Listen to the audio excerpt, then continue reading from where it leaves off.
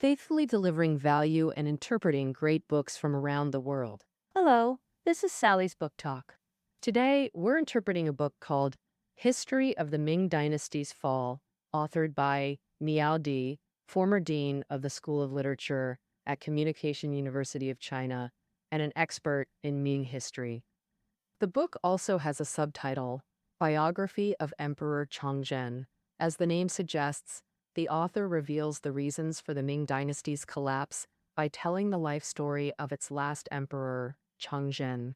On October 2nd, 1627, the 17-year-old Zhu Yujian became the 16th emperor of the Ming Dynasty.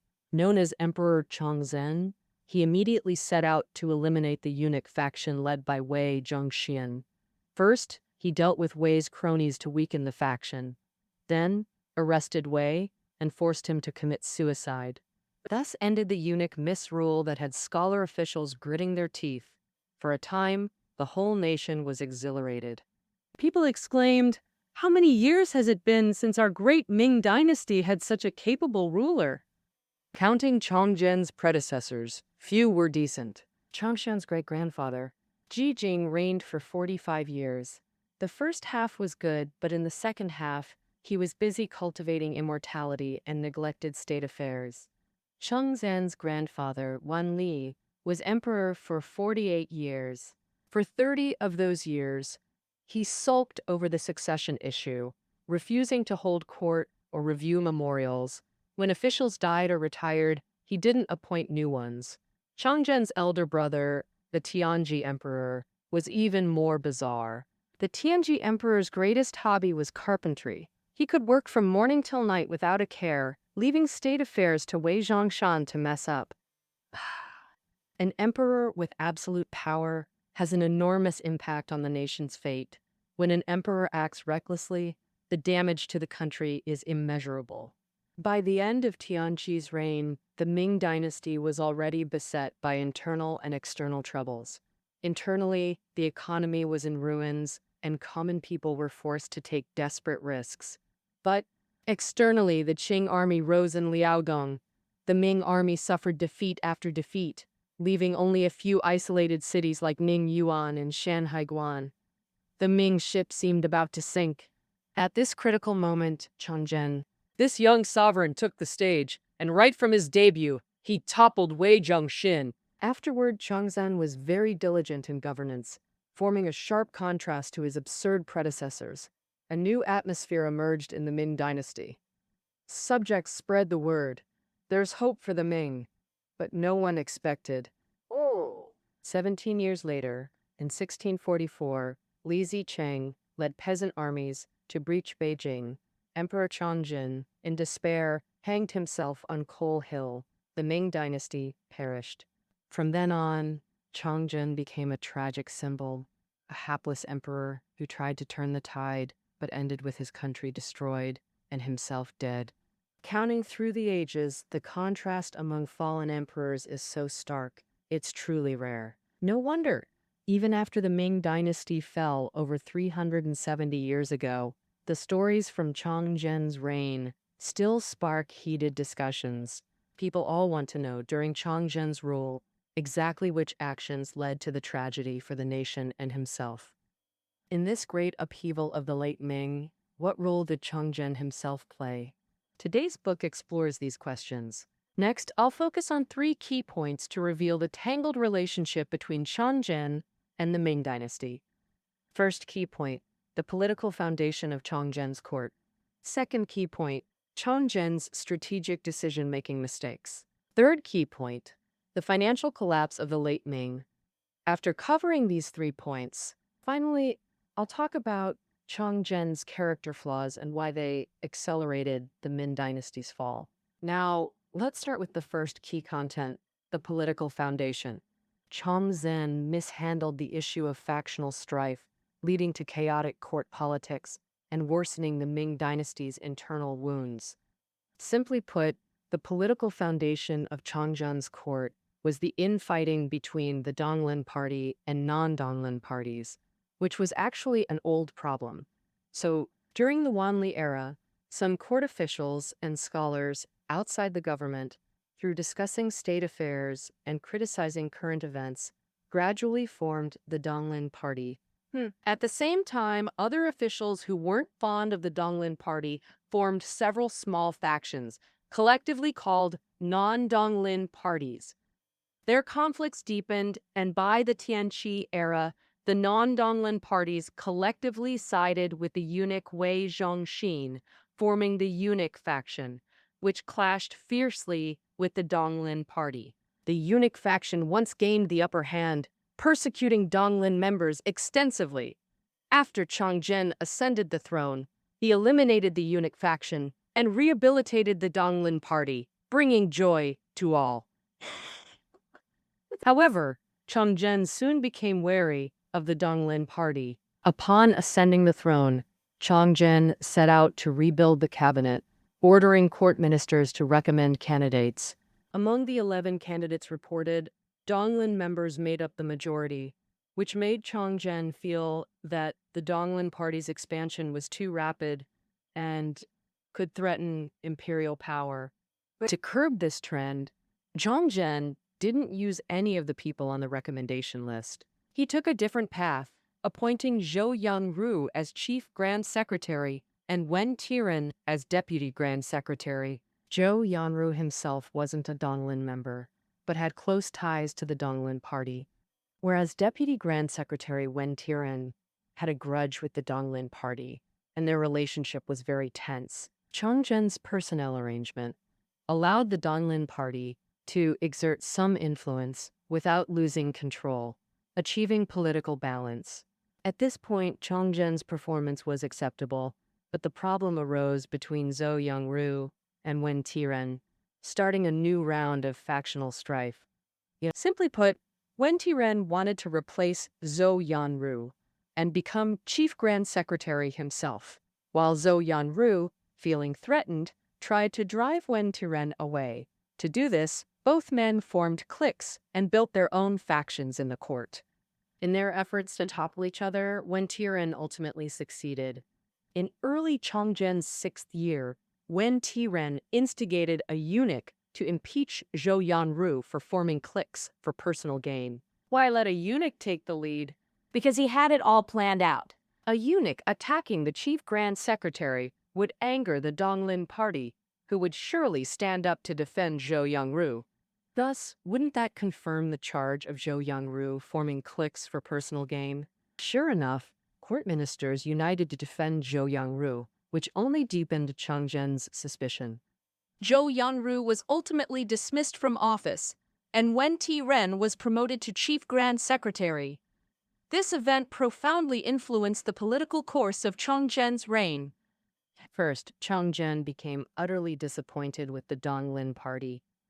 He thought, "Don't be fooled by these people who claim to be upright and lecture others with sages' books. Behind the scenes, they still form factions and attack dissenters. As emperor, I must stay extra vigilant and guard against them strictly."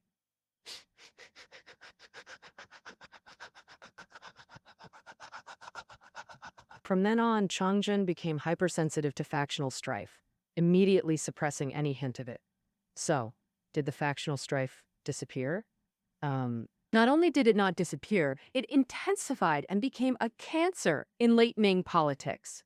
This is because, since Chongzhen showed disgust toward the Donglin party, some inevitably rose to power by sidelining them. Wen Tiren was a classic example.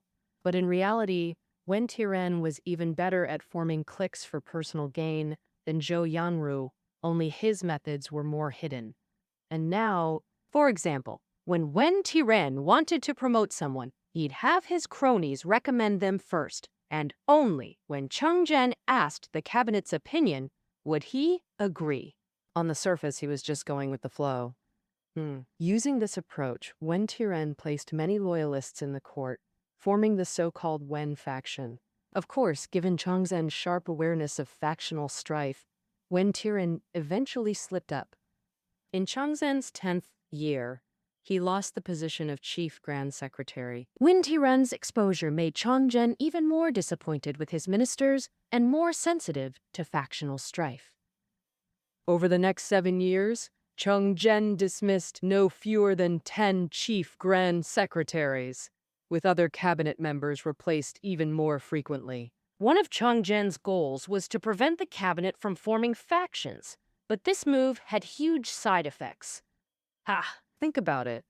The cabinet was always counting on their fingers, figuring how many days they could keep their official hats. How could they focus on state affairs? Even if a policy was set, it was just starting when the responsible official fell, and it got abandoned halfway.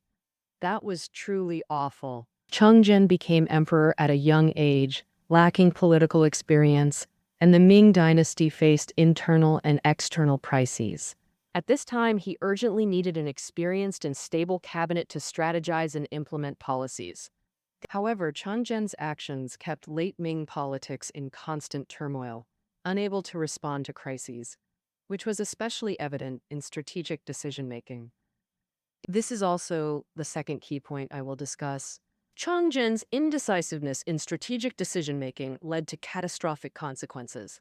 To say Chongzhen was quite unlucky, he faced two major crises right after ascending the throne. The first crisis came from the northeast, the invasion by the later Jin, also known as the Qing. The second crisis was the peasant uprising in the northwest. First, let's talk about the Qing.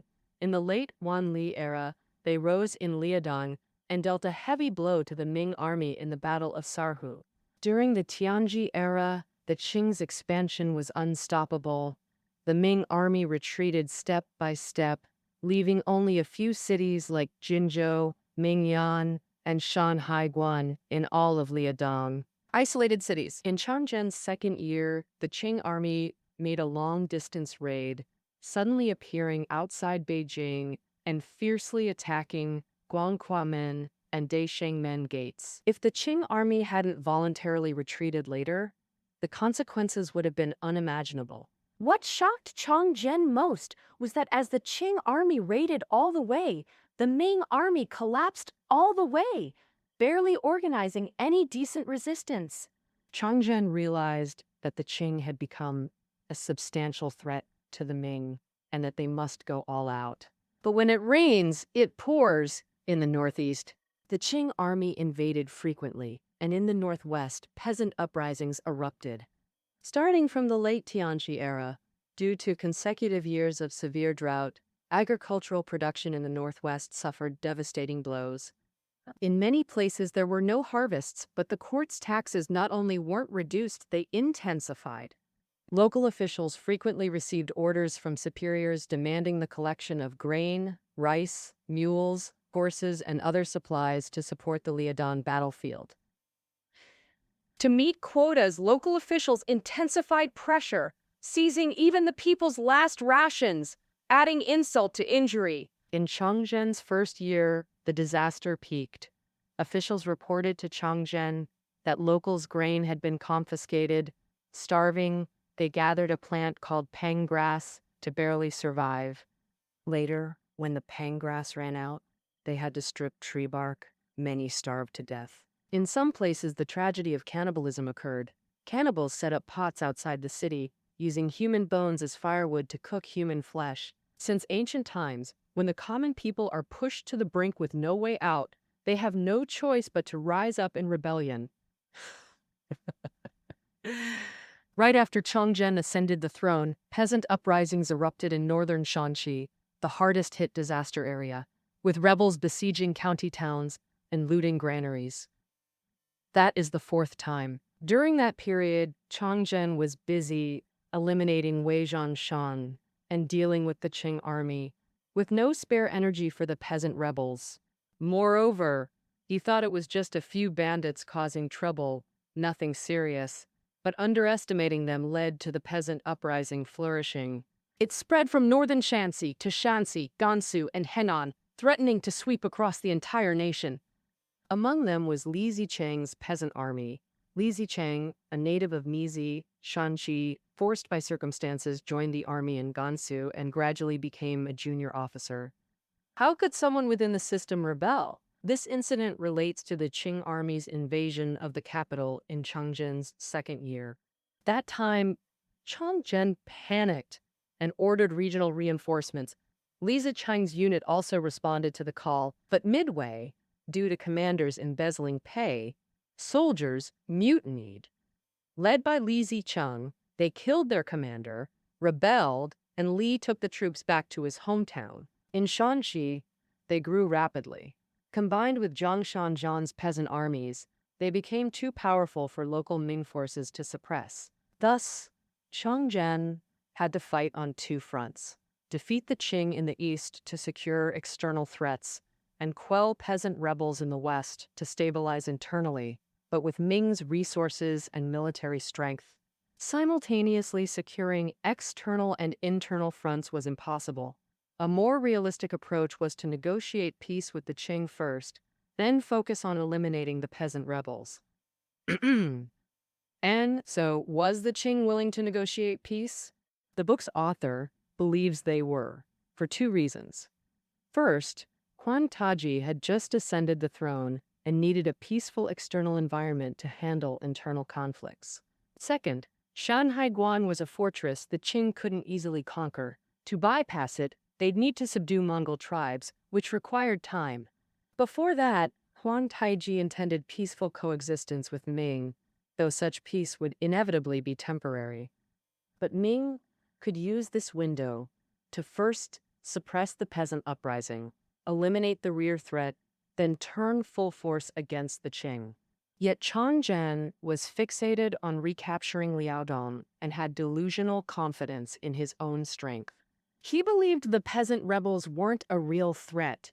Fighting the Qing was paramount. Thus, for a long time, Chongzhen rejected peace talks. Consequently, whenever Ming forces gained advantage against rebels, Liaodong would emergency, forcing main armies to reinforce east, giving rebels breathing room to resurge stronger than before. Counting through the ages, the contrast among fallen emperors is so stark, it's truly rare. No wonder, even after the Ming Dynasty fell over 370 years ago, the stories from Chongzhen's reign still spark heated discussions. People all want to know, during Chongzhen's rule, exactly which actions led to the tragedy for the nation and himself. In this great upheaval of the late Ming, what role did Chongzhen himself play? Today's book explores these questions. Next, I'll focus on three key points to reveal the tangled relationship between Chongzhen and the Ming Dynasty. First key point, the political foundation of Chongzhen's court. Second key point, Chongzhen's strategic decision-making mistakes. Third key point, the financial collapse of the late Ming. After covering these 3 points, finally, I'll talk about Chongzhen's character flaws and why they accelerated the Ming Dynasty's fall. Now, let's start with the first key content, the political foundation. Chongzhen mishandled the issue of factional strife, leading to chaotic court politics and worsening the Ming Dynasty's internal wounds. Simply put, the political foundation of Chongzhen's court was the infighting between the Donglin party and non-Donglin parties, which was actually an old problem. But during the Wanli era, some court officials and scholars outside the government, through discussing state affairs and criticizing current events, gradually formed the Donling Party, 88 Donling College. At the same time, other officials who weren't fond of the Donglin Party formed several small factions, collectively called non-Donglin parties. Their conflicts deepened, and by the Tianqi era, the non-Donglin parties collectively sided with the eunuch Wai Zhongxin, forming the eunuch faction, which clashed fiercely with the Donglin party. The eunuch faction once gained the upper hand, persecuting Donglin members extensively. After Chongzhen ascended the throne, he eliminated the eunuch faction and rehabilitated the Donglin party, bringing joy to all. However, Chongzhen soon became wary of the Donglin party. Upon ascending the throne, Chongzhen set out to rebuild the cabinet, ordering court ministers to recommend candidates. Well, among the 11 candidates reported, Donglin members made up the majority, which made Chongzhen feel that the Donglin party's expansion was too rapid and could threaten imperial power. To curb this trend, Chongzhen didn't use any of the people on the recommendation list. He took a different path, appointing Zhou Yanru as chief grand secretary and Wen Tiren as deputy grand secretary. Zhou Yanru himself wasn't a Donglin member, but had close ties to the Donglin party, whereas deputy grand secretary Wen Tiren had a grudge with the Donglin party, and their relationship was very tense. Chongzhen's personnel arrangement allowed the Donglin party to exert some influence without losing control, achieving political balance. The collapse of late Ming finances became the last straw that broke the Ming Dynasty. In the late Ming period, they fought wars almost every year, with military expenses remaining high. According to early Chongzhen-era statistics, even using all fiscal revenue for military expenses still left an annual deficit of over 400,000 taels of silver. Plus, the court had to support a massive bureaucracy and imperial clan population. First, the latter. The late Ming imperial clan had over 200,000 members, with dozens of feudal princes alone, living extravagantly and consuming millions of taels annually. For example, Shanxi's annual fiscal revenue couldn't even support one prince of Jin, Zhu Shengshuan. What to do when funds were insufficient? Only tax hikes. The first added was the so-called Liao tax. In late Wanli era, to dispatch more troops against the Qing, the court imposed the Liao tax, continuing into Chongzhen's reign. Chongzhen's 10th year, to support Li Zicheng in exterminating peasant rebels, a suppression tax was added. In Chongzhen's 12th year, to train new armies, Chongzhen added a drill tax. The three taxes totaled about 16 million taels, exceeding regular taxes, placing crushing burdens that bankrupted many. These tax impositions further devastated livelihoods, driving more to join rebel armies against the court. But were these desperately collected funds actually used at the front? Impossible! Late Ming corruption seeped into every capillary of bureaucracy. Essentially, every official was corrupt. After layer upon layer of embezzlement, little reached frontline troops. Ming soldiers were chronically underfed. Li Zicheng rebelled precisely over embezzled pay. How could such armies fight? Chongzhen knew of civil-military corruption and considered making them contribute blood. He consulted Chief Grand Secretary Shi Guang, who advised, target imperial relatives first. If they donate first, ministers won't dare resist. Chongzhen agreed and decided to set an example. He chose Marquis Wuqing Li Guarui, a distant relative and wealthy Beijing magnate. Chongzhen told him, "Your family's rich. Lend the court 400,000 taels. We'll repay when treasury recovers." Li dared not refuse but wouldn't pay. And Under extreme anxiety, he died. his death made all officials realize they'd be next. Factions then abandoned strife, uniting to mourn Li's injustice while pleading their own poverty. Coincidentally, Chongzhen's most beloved fifth son died at just 5 years old. Rumors spread that if Chongzhen kept forcing everyone to pay up, the heavens would kill off all his sons. Chongzhen got scared. He compensated Li Guarui and never mentioned borrowing money again. Chongzhen couldn't handle the high officials and nobles, so he just kept fleecing the common folk.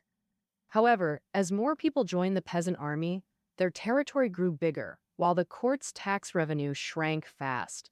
Expenses kept rising, leading to a huge deficit. Things got really bad.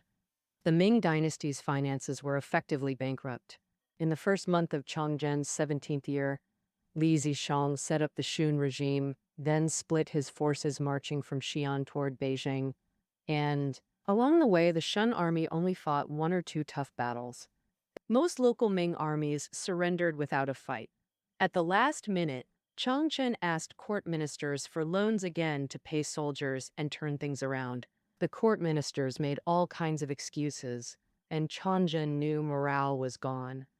The whole thing just fizzled out.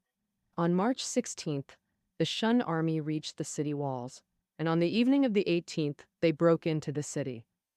Chongzhen knew it was over. He took the eunuch Wang Chengyin to Coal Hill, now called Jingshan, and hanged himself. That marked the end of the Ming Dynasty. All right, that wraps up the 3 key points. Finally, I'll analyze how Chongzhen's character flaws sped up the Ming Dynasty's fall and who should take the blame. First off, we gotta admit Chongzhen was super diligent. He ruled for 17 years, holding court daily without skipping a beat. He reviewed memorials super carefully, rejecting issues and telling the cabinet to come up with new plans. Among mid to late Ming emperors, he was a total workaholic. Ah. With Chongzhen's hard work, he could have been a decent ruler for holding the fort. So, sadly, he had serious character flaws, and when crisis hit, those flaws messed everything up. Chongzhen's personality had two big traits: extreme arrogance and extreme suspicion. His arrogance came from growing up in the palace, always waited on by servants. He was named Prince of Shin at 14, a noble status, so he never faced setbacks in his teens, and nobody dared say no to him. Over time, Chongzhen got super arrogant, thinking his ideas were always right. After grabbing absolute power, that delusional confidence that I can't make mistakes just got stronger. So, how did his suspicious nature come about? This is related to the brutal palace power struggles. In the 6th year of Tianqi, Wei Zhangshan directed his confidants to accuse Empress Zhan's father of seizing civilian land, attacking court policies, and plotting to kill Tianqi to enthrone Chongzhen. This was high treason. If proven true, even as a prince, Chongzhen would face mortal danger, so he lived in constant terror. Fortunately, Tianqi remained clear-headed and didn't believe these accusations, so the crisis subsided.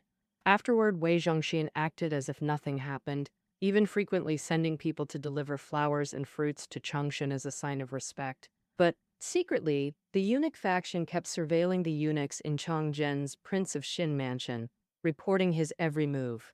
This made Chongzhen realize that in brutal political struggles, no one is trustworthy. Someone who appears submissive on the surface might harbor ill intentions and bite you at any moment. This shaped Chongzhen's extremely suspicious character. After gaining absolute power, this flaw was magnified infinitely.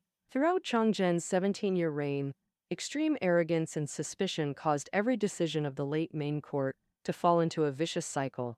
Whatever Chongzhen insisted on would inevitably fail. And, he never reflected on himself, let alone admitted mistakes. Instead, he blamed ministers for not trying hard enough, even suspecting them of ill intentions. In short, all mistakes were the ministers' fault, so naturally they had to bear the responsibility. Serving under Chongzhen was like walking on knife edges. The slightest misstep could lead to being thrown under the bus by the emperor and possibly losing one's head. The death of Yuan Chonghuan perfectly illustrates this. Yuan Chonghuan was the only Ming general who defeated the Qing army twice, so Chongzhen originally trusted him deeply. In April of Chongzhen's first year, Yuan Chonghuan was appointed as governor of Jiao with the additional title of Minister of War, responsible for the Liadong campaign. The army he commanded was equivalent to half of all Ming generals' forces, but unexpectedly, a year and a half later, Chongzhen's attitude completely reversed. In October of Chongzhen's second year, the Qing army advanced on Beijing. Chongzhen ordered Yuan Chonghuan to return for aid. Yuan led the Guan cavalry day and night, and on October 20th, fiercely battled the Qing outside Guangkumen, achieving a minor victory that temporarily slowed the enemy's advance. On the 23rd, Chongzhen summoned Yuan Chonghuan and his officers to commend their hard-fought battles. However, just a few days later, on December 1st, Chongzhen summoned Yuan to the palace. As soon as he arrived, he was stunned by Chongzhen's barrage of accusations. The emperor asked him why he didn't immediately engage the Qing army in a decisive battle to restore peace to the capital. Before Yuan Chonghuan could respond, the embroidered uniform guard beside him tied him up and threw him in prison. After the Qing army withdrew, Chongzhen charged Yuan Chonghuan with concealing military intelligence and unauthorized peace negotiations with the enemy. Among other charges, Yuan Chonghuan was sentenced to death by Ling Qi. Why did Chongzhen want to kill Yuan Chonghuan? Was Yuan Chonghuan actually guilty? For centuries, this has been hotly debated. Historians have proposed various views, and Sally's Book Talk has also dedicated an episode to Yuan Chonghuan's biography. Here, I'll focus on analyzing it from the perspective of Chongzhen's personality. Historical records show that the direct cause of Yuan Chonghuan's death was Han Taiji's use of a counterintelligence plot. Han Taiji intentionally released a eunuch to spread false news that Yuan Chonghuan had reached a secret agreement with the Qing army. Once accomplished, the Qing would withdraw. Although the news was suspicious, Chongzhen's deep paranoia made him think arresting Yuan was safer. During the arrest, Grand Secretary Chen Jiming was present. Caught off guard, he kowtowed repeatedly, begging for mercy for Yuan. This shows Chongzhen acted on impulse without consulting the cabinet, likely a stress reaction after believing the rumor. However, Yuan Chonghuan's death can't be entirely blamed on Chongzhen's paranoia. One detail worth noting, Yuan was arrested in December of Chongzhen's second year and executed in August the following year, a gap of over 8 months. Given Chongzhen's intelligence and such a long investigation, it's hard to believe he didn't uncover the truth. A reasonable explanation is that Chongzhen was initially deceived, but after the Qing retreated and things stabilized, he realized the truth, yet Yuan still couldn't escape death. This relates to Chongzhen's extreme arrogance. Chongzhen once asked Yuan Chonghuan how long it would take to recapture Liadong. Yuan replied, 5 years is enough. Chongzhen was delighted. He promised, if you recapture Liaodong, I'll make you a marquis. Later, a minister asked Yuan how he calculated the 5-year recovery. Yuan casually said, I saw the emperor was anxious, so I said 5 years to comfort him. I never expected he'd take it seriously, making it national policy known to all. Who knew reality would hit so fast?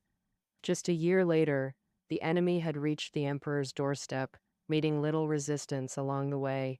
The harsh reality burst the 5-year recovery bubble. So where could the emperor save face?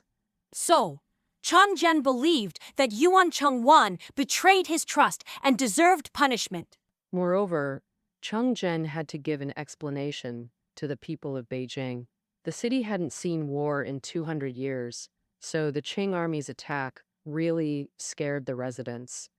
Plus, many nobles had estates in the suburbs that were looted by the Qing, causing heavy losses. So, from top to bottom, there was resentment demanding accountability.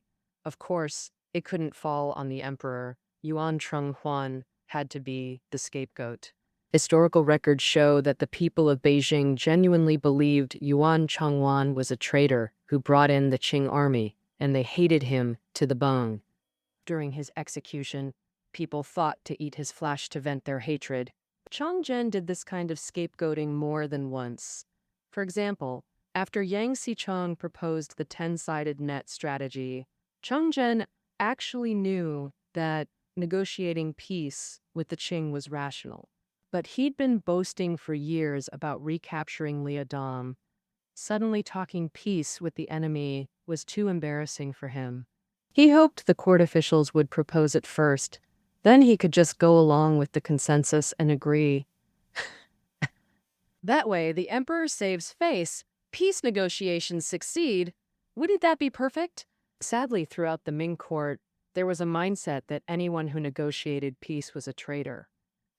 Especially the Donglin party, who saw the Qing as barbarians and thought there was no reason to compromise with barbarians. They not only didn't advocate for peace talks, but fiercely criticized Yang Xicheng, forcing Chongzhen to abandon the idea. After Yang Xicheng died, Chongzhen wanted to negotiate peace with the Qing again, but feared public backlash. So he had the Minister of War, Chen Xinjia, secretly make contact. But the news leaked, causing an uproar throughout the court. Court officials all impeached Chen Xinjia. When it came down to it, Chongzhen didn't admit he was the mastermind. Instead, he turned around and blamed others. He accused Chen Xingjie of unauthorized peace talks, and to quell public anger, Chen was executed, becoming another scapegoat. This practice of making officials take the fall alienated the entire bureaucracy from the emperor. Court officials just sought self-preservation, unwilling to act, because if things went wrong, the emperor would throw you under the bus. When Li Zicheng marched on Beijing, Chongzhen wanted to move the capital to Nanjing. He played the same trick. He didn't say it himself, hoping officials would propose it, but they were afraid of responsibility, so no one stepped forward. With no choice, Chongzhen stayed in Beijing, but he couldn't command the army anymore, and court officials were ready to surrender. In the final moments, Chongzhen couldn't find a single minister willing to escort him to break through the siege, and in despair, he committed suicide. It can be said that Chongzhen's death was largely caused by his own character flaws. Of course, looking back, in the matter of the Ming Dynasty's fall, Chongzhen's responsibility was at most accelerating the process. As we mentioned earlier, the various problems, like tense ruler-minister relations, the Qing's rise, rampant corruption, and people's misery, had deep roots long before. The collapse didn't happen overnight. Even if Chongzhen had been exceptionally capable with a perfect character, facing the mess of the late Ming, he probably couldn't have reversed the situation. Thus, Chongzhen's true misfortune was being born in turbulent times when crises erupted simultaneously and autocratic monarchy magnified his flaws exponentially, ultimately causing his personal and national tragedy. All right, that concludes our discussion of History of the Ming Dynasty's Fall. Listening notes are below the audio. See you tomorrow.